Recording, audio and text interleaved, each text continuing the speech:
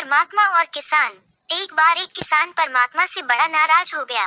कभी बाढ़ आ जाए, कभी सूखा पड़ जाए, कभी धूप बहुत तेज हो जाए तो कभी ओले पड़ जाए।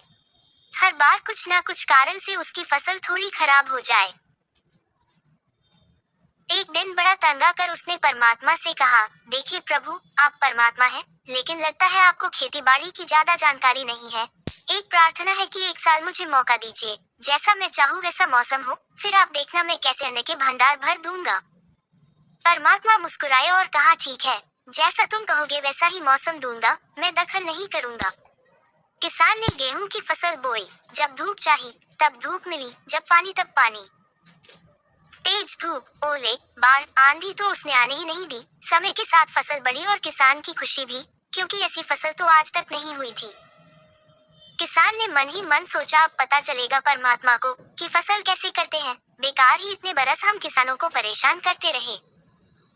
फसल काटने का समय भी आया। किसान बड़े गर्व से फसल काटने गया, लेकिन जैसे ही फसल काटने लगा, एकदम से छाती पर हाथ रखकर बैठ गया। गेहूं की एक भी बाली के अंदर गेहूं नहीं था, सारी बालियां अंदर से खाली थी। बड़ा दुखी होकर उसने परमात्मा से कहा, प्रभु ये क्या हुआ? तब परमात्मा बोले, ये तो होना ही था, तुमने पौधों को संघर्ष का जरा सा भी मौका नहीं दिया। न तेज धूप में उनको तपने दिया, न आंधी ओलों से जूझने दिया, उनको किसी प्रकार की चुनौती का एहसास जरा भी नहीं होने दिया। इसीलिए सब पौधे खोखले रह गए। जब आंधी आती है, तेज बारिश होती है, ओले गिरते हैं, तब पौधा अपने बल से ही खड़ा रहता है। वो अपना अस्तित्व बचाने का संघर्ष करता है और इस संघर्ष से जो बल पैदा होता है वही उसे शक्ति देता है, ऊर्जा देता है, उसकी जीवत्ता को उभारता है। सोने को भी कुंदन बनने के लिए आग में तपने, हथौड़ी से पिटने, गलने जैसी चुनौतियों से गुजरना पड़ता है, तभी उसकी स्वर्णिम आभा उभरती है, उसे अनमोल बनाती है।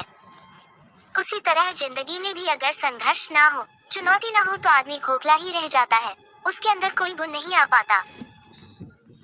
ये चुनौतियां ही हैं जो आदमी रूपी तलवार को धार देती हैं, उसे सशक्त और प्रखर बनाती हैं। अगर प्रतिभाशाली बनना है तो चुनौतियां तो स्वीकार करनी ही पड़ेंगी, अन्यथा हम खोखले ही रह जाएंगे। अगर जिंदगी में प्रखर बनना है, प्रतिभाशाली बनना है, तो संघर्ष और चुनौतियों का सामना तो करना ही पड़ेगा।